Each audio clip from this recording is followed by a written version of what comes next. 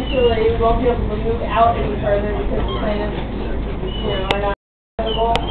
And then, like, it gave a big track of, like, a bunch of the different stars that we could be moving to, like, as our new sun, whenever ours died. And then eventually there were red dwarfs that we could move to, and then eventually there were brown dwarfs. And by then, they think that we might have the technology to make our own star.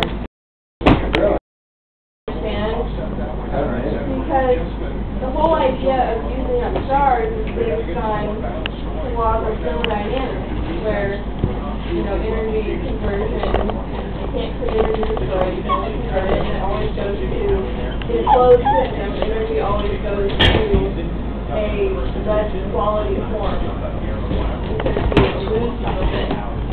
So you start losing energy and heat, and so eventually all of the energy conversions that are done by the but eventually you won't be able to do anything else more because a certain percentage of it is lost in heat every time, and you won't have any left. And also you have to use them because they burn out. So what is the major element that we get from the sun? Hydrogen.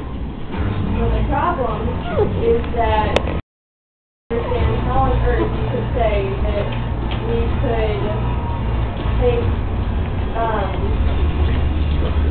we shouldn't ever, according to the laws of thermodynamics, we shouldn't ever have the technology to convert energy back into, a